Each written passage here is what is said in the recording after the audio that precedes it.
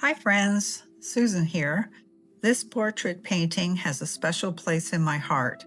I created her over a year ago, inspired by the flowing lines and feminine elegance of the Art Nouveau era. I've brought her back to the channel with a fresh perspective. So whether you're seeing her for the first time or revisiting, I hope she inspires you to embrace your own vintage muse. So grab a cup of tea, your favorite paintbrush, and let's enjoy some soulful painting time together with some good music in the background. And enjoy. So here I'm showing you how to trace it. So I have the original, and your best bet is to trace it onto some tracing paper, so then you can put it on watercolor paper. And I don't like to draw my pieces on watercolor paper because you're using your eraser, you're using pencil. So I find this is the best way to get a nice clean image. So here I'm taping it down. I have got some masking tape. Make sure you tape it down real good so it doesn't move when you start tracing. And so I've got it taped on 4 sides to make sure it doesn't move. And the tracing part's pretty fast. I use a pen. All right, we have a micron pen, 0.05, and I'm sorry, but I had to edit a bunch out because my head was in the way.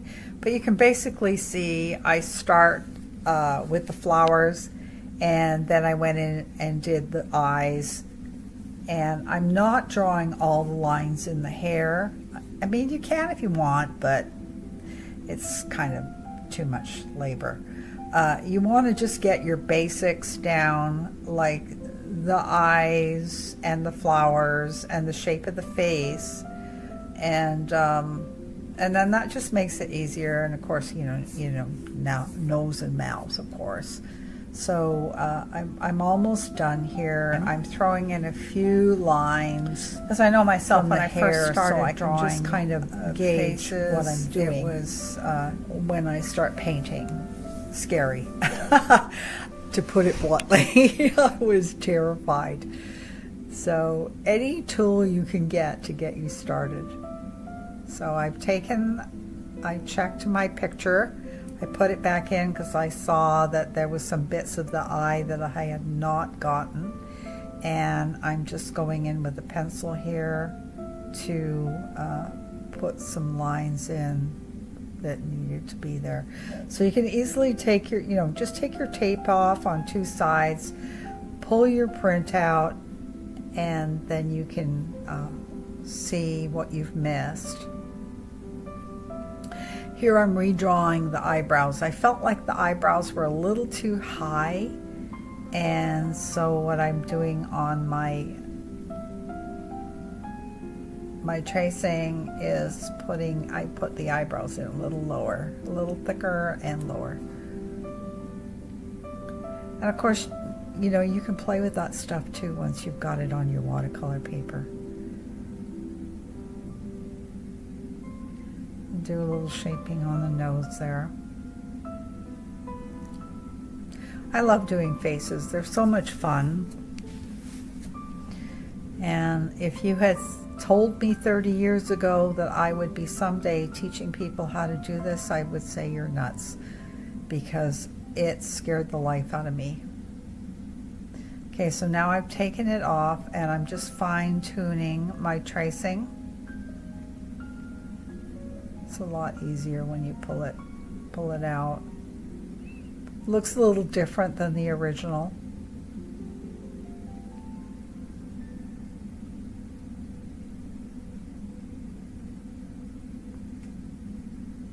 Okay, here's what I'm going to put it on. It's a Canson watercolor art boards, and they're kind of thick, but they're stiff, and I like them because I don't have to tape the piece down to it, and I can just paint on the whole thing It's a, I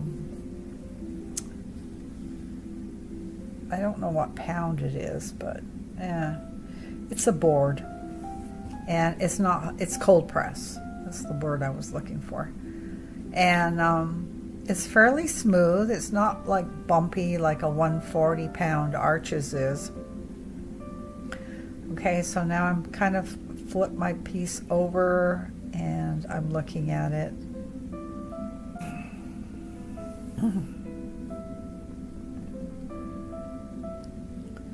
Okay, so now we're going to flip the tracing over, and what I've got is a woodless pencil, and I love these. And I think this particular one is like a 4B. They're great. So you are going to press down and put your pencil all over your lines on the back, not the front, the back.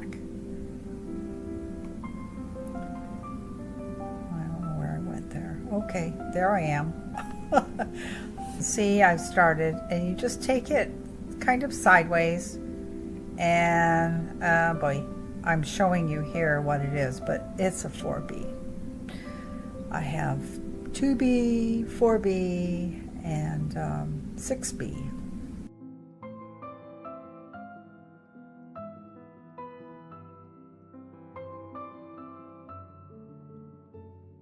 So let's continue. Just lay down. You don't have to press really hard. You're just using it sideways and just covering the areas that you have created on the tracing paper. You don't need to cover the whole thing. Just the areas that you have drawn the lines. And it doesn't have to be super thick, because you don't want to have like really thick lines on there.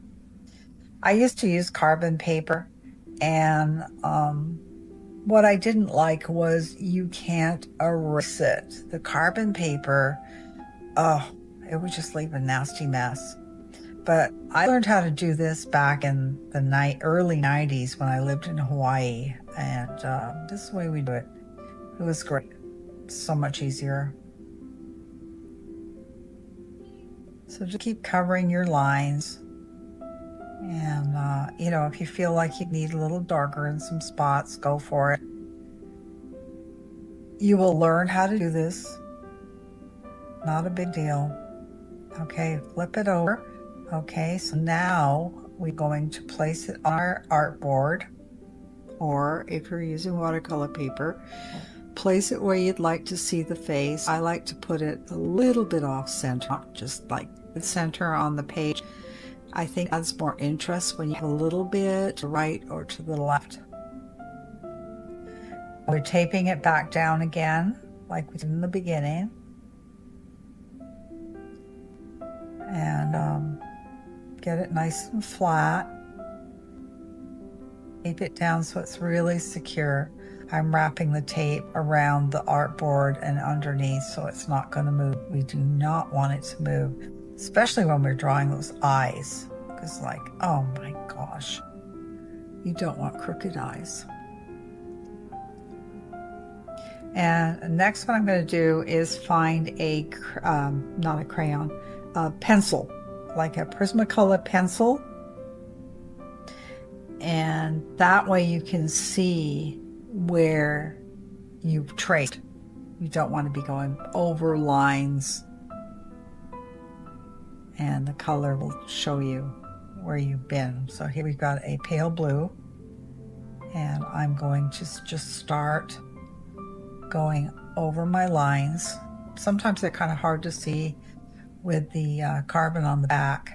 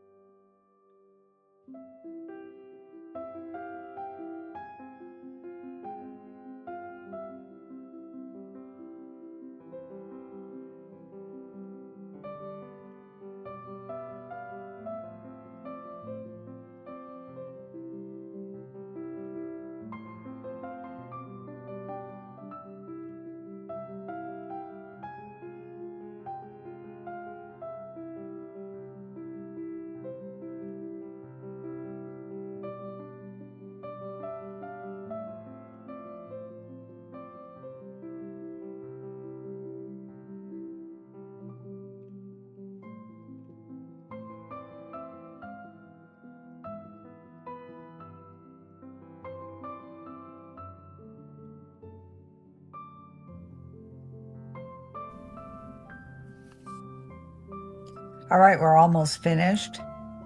And then what I'll do is check it and just lift the tape on 2 sides, and you'll be able to just go in and see what you've missed, and then go back and do it again. Okay, you see we're looking pretty good. It's very light.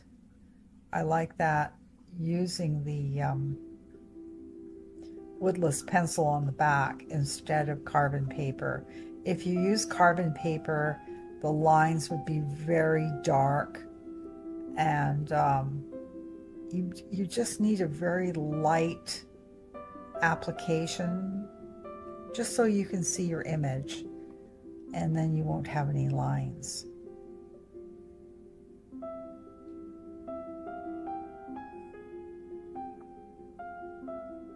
Okay, so now I have a watercolor pencil, and this is a trick I just picked up earlier this week actually.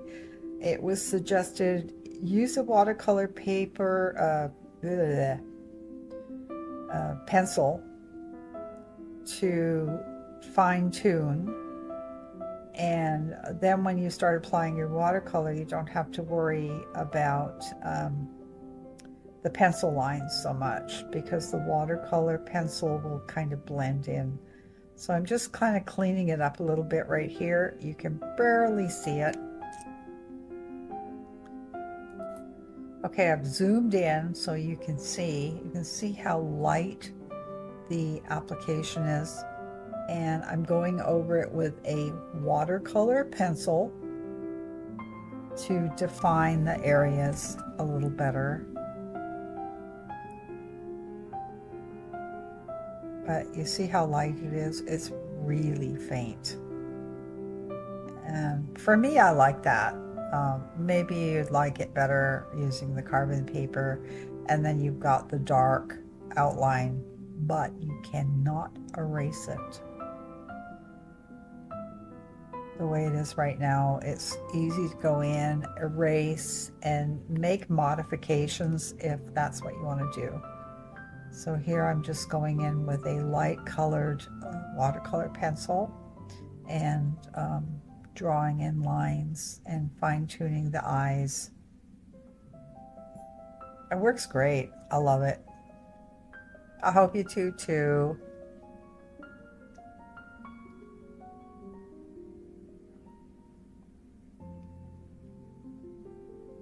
You can see, just fixing up the eyes a little bit.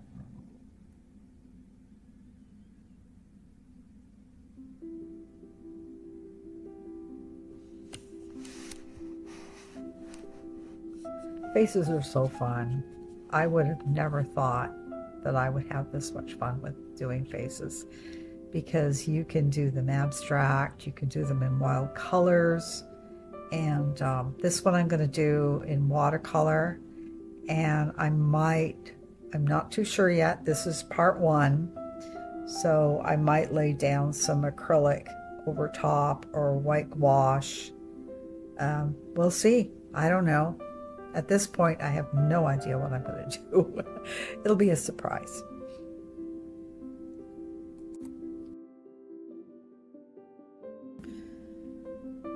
All right, looks like I've got another watercolor pencil in a different color. Don't ask me the color. I think it's like a flesh tone. So I'm doing the outlining, just so I could see a little better when I start laying down some paint.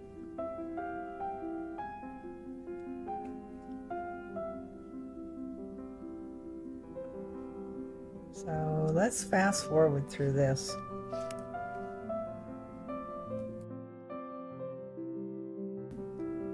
Right, so here's the silver ball gown.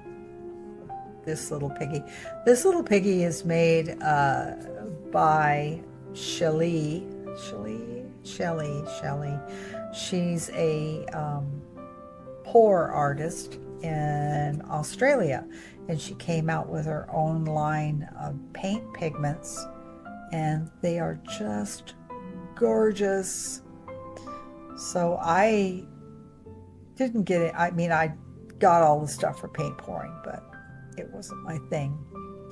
But I bought the paints, of course, being a paint addict.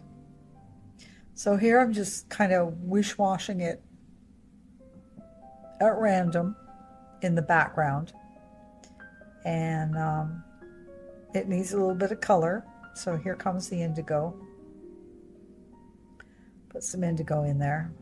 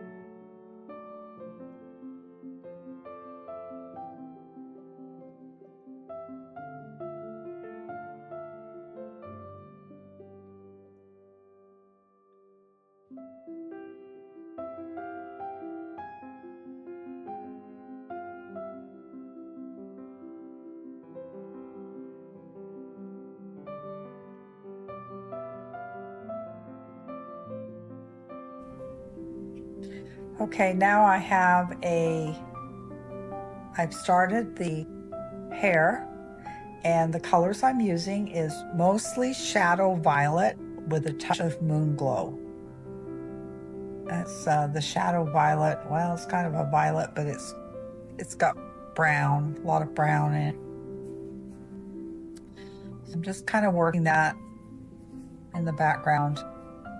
I let the silver dry, so dry your colors in between layers. Makes it much more interesting.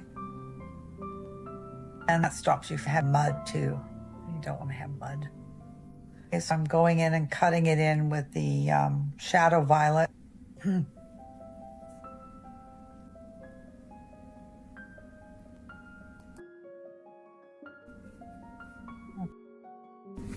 Now I'm going to apply the face, and I'm going to do a very light, watered down yellow.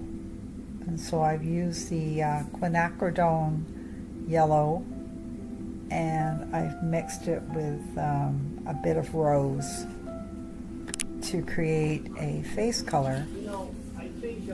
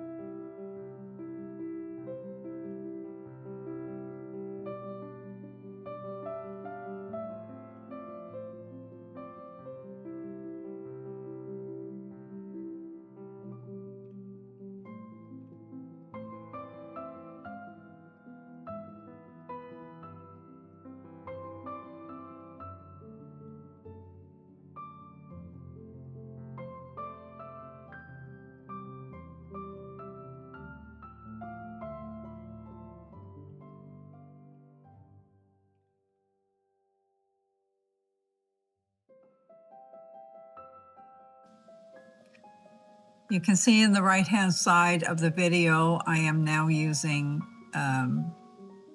acrylics, and I'm using mostly white with a little hint of blue in it. So here I'm outlining the eyes, and I start putting more eyeshadow, a blue eyeshadow on her. And here I'm mixing up a bit of, it's a fluorescent orange that I have. I ended up going over top of this later on. So it's really fun to lay down your base painting first in watercolor, and then you can go and do all kinds of things to it with acrylics. And I don't show it in this video, but this is one of those paintings been kicking around for like a year, and I finally got finished with it, and I completed the flowers.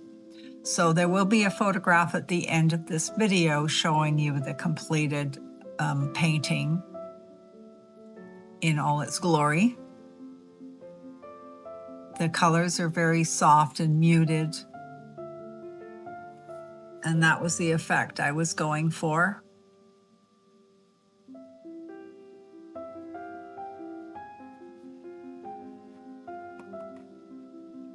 So now I'll just throw on some music and enjoy.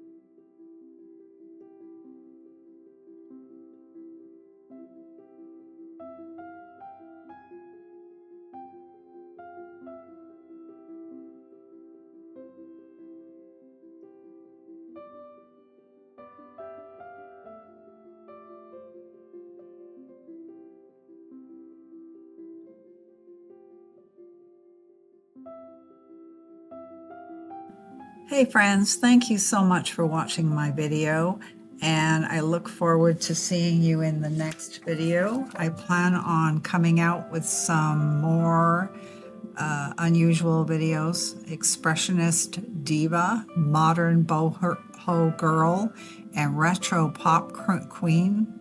I can't talk today. Anyways, I just want to thank everybody for getting me over the hump.